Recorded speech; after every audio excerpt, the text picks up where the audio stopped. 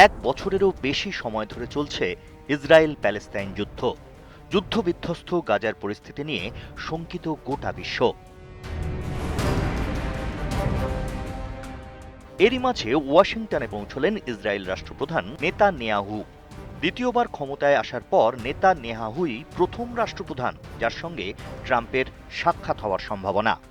প্রথমে আমেরিকার মধ্যপ্রাচ্যের এনভয় স্টিভ উইটকফের সঙ্গে বৈঠক আছে নেতানিয়াহুর। সূত্র মারফত জানা যাচ্ছে তারপরেই ট্রাম্প নেতানিয়াহু বৈঠকের সম্ভাবনা।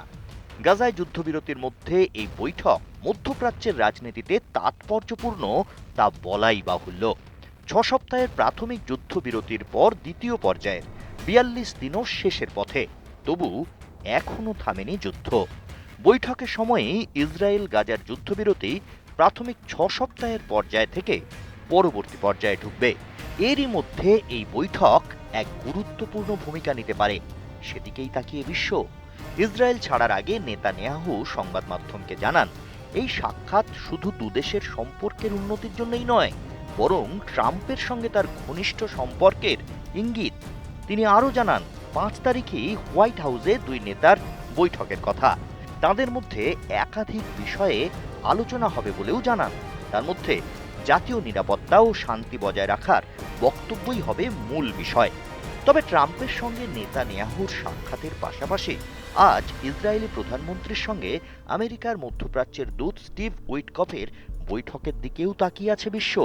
ফলে গাজায় যুদ্ধবিরতির আলোচনায় আমেরিকা প্রধান মধ্যস্থতাকারী হওয়ায় সেই বৈঠকে মূলত এই যুদ্ধবিরতির দ্বিতীয় পর্যায় নিয়ে বিশদে আলোচনার সম্ভাবনা দেখছে বিশেষজ্ঞরা, যা অত্যন্ত গুরুত্বপূর্ণ। কারণ যুদ্ধবিরতির প্রাথমিক পর্যায়ে এতদিন ধরে চলেছে গাজায় এবং দ্বিতীয় পর্যায় শুরু হবে।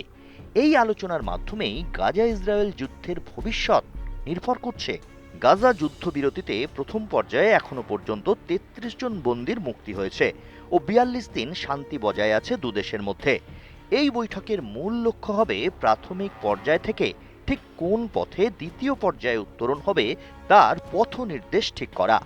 এই আলোচনা ও যুদ্ধবিরতির এই পর্যায় বেশ জটিল হতে চলেছে।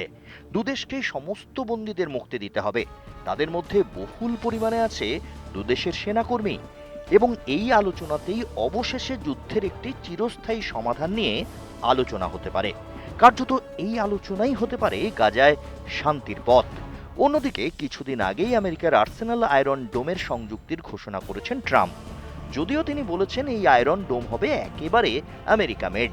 এই ডোমের সমস্ত অংশ তৈরি হবে আমেরিকায়।